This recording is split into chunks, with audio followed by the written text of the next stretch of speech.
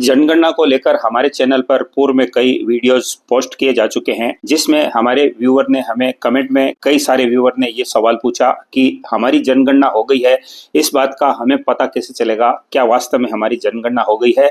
तो इस बात को हम कैसे तस्दीक करें, कैसे जांचें कि जनगणना हमारी हो चुकी है। काफी लोगों का इसमें यह कहना था कि सरकारी कर्मचारी जो प्रगणक थे, जो जनगणना कर्मी थे, वो हमारे घर आए ही नहीं। हमारे घर में हमारा परिवार मौजूद था, पूरी फैमिली मौजूद थी, लेकिन उसके बावजूद हमारे घर पर किसी भी प्रगणक ने आकर दस्तक नहीं बजाई, न हमसे किसी भी प्रकार की कोई जानकारी ली। और कई लोगों ने यह भी सवाल पूछा कि अगर जनगणना कर्मी घर नहीं आए और उन्होंने जनगणना कर दी तो हमें इस बात का कैसे पता चलेगा कि हमारी जनगणना हो चुकी है। और ये बात काफी हद तक सही भी है कि हम किसी भी तरह का कोई जनगणना करते हैं, आधार का फॉर्म भरते हैं, जन आधार का फॉर्म भरते हैं, पैन कार्ड का फॉर्म भरते हैं, तो हमें उस डिपार्टमेंट की तरफ से, ई मित्र वाले की तरफ से एक रिसिप्ट दी जाती है जो इस बात का सबूत होता है कि हमारा फॉर्म फिलअप कर दिया गया, हमारा फॉर्म भर दिया गया और अब हमारा जो भी कार्ड हमने जो भी अप्लाई किया है वो हमारे घर तक बनकर आ जाएगा। तो जनगणना इसी तरह से हुई है।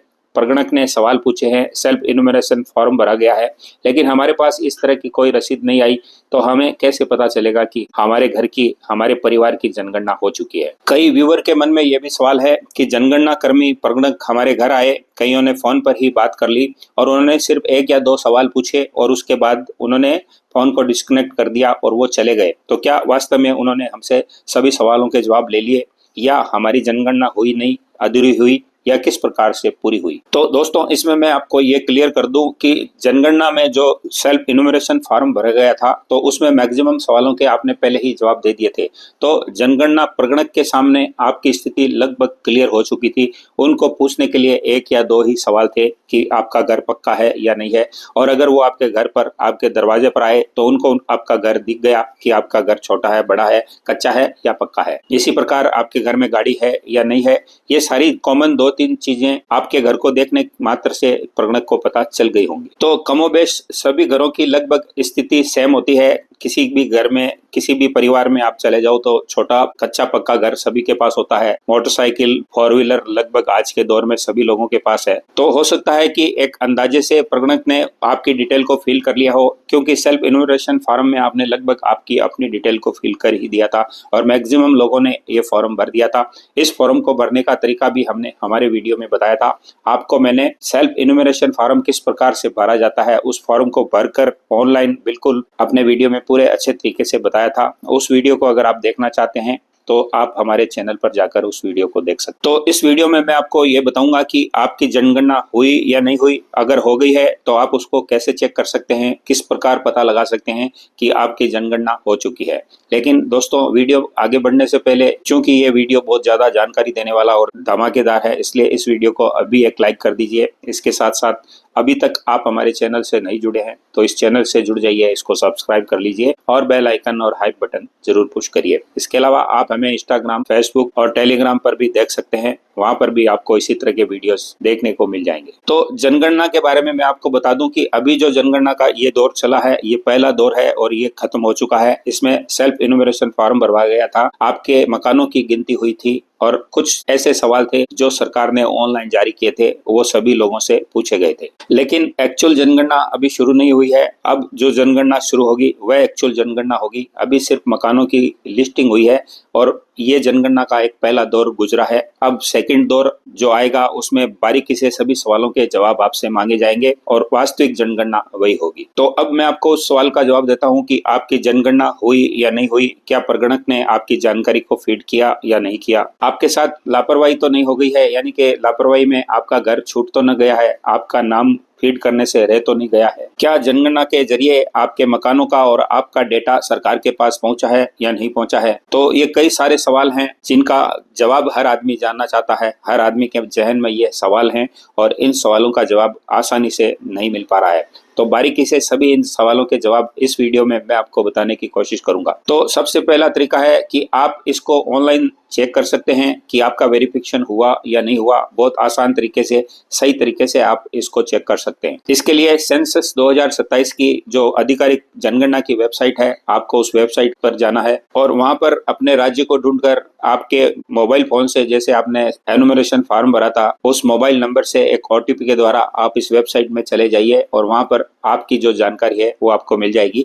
उस जानकारी को आप देख सकते हैं कि वो आपकी फीड हुई या नहीं हुई। इसके अलावा अगर आप आधार नंबर नहीं लगाना चाहते तो मुखिया का नाम आप उसमें दर्ज कर सकते हैं, या जनगणना कर्मी आपके मकान पर एक नंबर दर्ज करके गया होगा, उस नंबर को दर्ज करने के बाद भी आप अपनी डिटेल को देख सकते हैं। इसके अलावा मुखिया का नाम आप डाल सकते हैं, आप वोटर आईडी कार्ड है उसकी डिटेल आप डालकर देख सकते हैं, या राशन कार्ड के जरिए, आधार के जरिए भी आप देख सकते हैं। इसके अलावा दूसरा तरीका है कि हाउस लिस्टिंग की जो रिसिप्ट आपके पास होती है, यानी कि मकान की जो रसीद होती है जिसको कि हाउस लिस्टिंग नंबर बोलते हैं, तो उस रसीद के जरिए अगर आपको वो मिली है तो उसके जरिए आप ऑनलाइन जाकर अपनी डिटेल को देख सकते हैं कि जनगणना में आपका नाम फीड किया गया या नहीं किया गया। इसके अलावा जो तीसरा तरीका है वो ऑफलाइन तरीका है। इसके लिए आपको संबंधित विभाग का जो ऑफिस है, तहसीलदार ऑफिस है या पटवारी है या संबंधित जनगणना कर्मी का पता लेकर आप उसके बारे में जानकारी ले सकते हैं। आपके एरिया में ग्राम पंचायत लगती है या नगर निगम लगता है तो आप ये पता कर सकते हैं कि संबंधित प्रगणक कौन आपके यहाँ आया था, किसकी ड्यूटी लगी थी,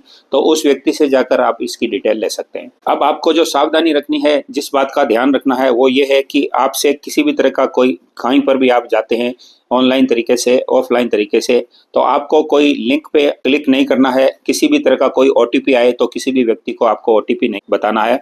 ये एक स्कैम चल रहा है और इससे आप धोखाधड़ी के शिकार हो सकते हैं। तो ये एक जागरूकता वाली बात है कि किसी भी तरह की कोई लिंक अगर आपके मोबाइल पर आए या संबंधित व्यक्ति जिसको आप नहीं जानते वो आपसे ये कहे कि इस लिंक पर क्लिक करके आपकी डिटेल को आप जान लो, तो आपको ऐसा बिल्कुल नहीं करना है। सिर्फ ऑफिशियल वेबसाइट पर ही आपको जाना है और वहां पर अपने Aadhaar number, PAN card number, voter ID card number, ration card number, house listing number, आपके मोबाइल नंबर है, उससे ही आपको लॉगिन करना है और पुख्ता जानकारी आपको वहां से लेनी है। लेकिन ये लिंक और ओटीपी के चक्कर में आपको बिल्कुल नहीं फंसना है और अपना ओटीपी किसी को भी नहीं शेयर करना है। तो 3 तरीके मैंने आपको बता दिए। पहला, आपको ऑनलाइन तरीके से आपकी वेबसाइट पर जाकर पता कर लेना है। दूसरा, हाउस लिस्टिंग नंबर से पता कर लेना है। और तीसरा तरीका है कि आप संबंधित प्रगणक से संपर्क कर सकते हैं, ग्राम पंचायत, पंचायत समिति या नगर निगम, जहां से भी, वहां जाकर ऑफलाइन तरीके से आप ये देख सकते हैं कि आपका नाम जनगणना में शामिल हुआ या नहीं हुआ। आपको ये जानना जरूरी भी है कि आपकी जनगणना हुई या नहीं हुई। लेकिन इसमें दोस्तों एक बात कंफर्म है कि जनगणना का जो भी कार्य दिया गया था वो ज्यादातर शिक्षा विभाग के अंतर्गत दिया गया था और इसमें ज्यादातर शिक्षकों की ड्यूटी प्रगणक के तौर पर लगाई गई थी। और एक शिक्षक दायित्व से भरा हुआ होता है, यानी कि एक जिम्मेदार व्यक्ति होता है और एक जिम्मेदार व्यक्ति जो बच्चों को शिक्षित करता है, बच्चों को शिक्षा का पाठ पढ़ाता है, तो वो अपने काम में कोताही कभी भी नहीं बरतेगा। इसलिए उम्मीद ये करते हैं जनगणना का, हाउस लिस्टिंग का कार्य जो 100% शिक्षकों के माध्यम से करवाया गया है तो जरूर पूरा हुआ होगा। और पूरा इसलिए हुआ होगा कि सभी प्रगणक को ऑनलाइन सिस्टम से ये काम करने के आदेश दिए गए थे और उन्होंने हाउस लिस्टिंग और जो सवालों के जवाब पूछे थे, तो चूंकि ऑलरेडी एनुमरेशन फॉर्म भरा जा चुका था और उनके पास आपके मकान की डिटेल थी, आपका मोबाइल नंबर था और आपके द्वारा दिए गए सवालों के जवाब भी थे, तो उन्होंने 100% आपकी डिटेल जनगणना में भरी होगी। लेकिन आपको ये जानना जरूरी भी है कि आपका ये काम 100% हुआ या नहीं हुआ, आपकी जनगणना हुई या नहीं हुई, आपकी जनगणना को प्रगणक ने सरकारी डेटा के तौर पर सरकार के पास पहुंचाया या नहीं पहुंचाया। और अगर कहीं पर कोई जनगणना कर्मी, प्रगणक आपके घर नहीं भी आया है तो इनुमरेशन फॉर्म की वजह से नहीं आया होगा, उनके पास लगभग सवालों के जवाब आ चुके थे और बाकी की जो जानकारी थी वो लगभग हर घरों में कॉमन थी। आपके आस पड़ोस के किसी एक घर से उसने जानकारी लेकर बाकी की जानकारी फीड कर दी होगी। ऐसा संभव है, ऐसा हो सकता है अगर प्रगणक आपके घर नहीं आया तो। इसलिए आपको इतना टेंशन लेने की जरूरत नहीं है और निकट भविष्य में अगले 6 महीनों में फिर से जनगणना का दूसरा दौर शुरू होने वाला है, तो इसमें भी आपको पता चल जाएगा कि पूर्व में आपकी जानकारी सरकार के पास है या नहीं है। फिर भी इस वीडियो के माध्यम से हमने आपको ये बताने की कोशिश की है कि किस प्रकार जनगणना में आपका नाम चढ़ा या नहीं चढ़ा, सरकार के पास डेटा गया या नहीं गया, इस बात की जानकारी आप कैसे ले सकते हैं। उम्मीद करता हूँ इस वीडियो के माध्यम से आपको ये जानकारी मिल गई होगी। तो झट से अब इस वीडियो को एक लाइक जरूर कर दीजिए। हमारे चैनल से जुड़ने के लिए इसको सब्सक्राइब करके बेल आइकन बटन जरूर पुश करिए और इसके साथ साथ आप दूसरे माध्यम इंस्टाग्राम, टेलीग्राम और फेसबुक पर भी इसी तरह की वीडियोस को देखने के लिए हमें आप फॉलो कर सकते हैं, वहां पर भी सब्सक्राइब कर सकते हैं। इस वीडियो को अगर आपने पसंद किया है तो अपने जानने वालों में शेयर जरूर करिएगा। तो मिलते हैं नए वीडियो के साथ, तब तक के लिए नमस्कार, जय हिंद, जय भारत।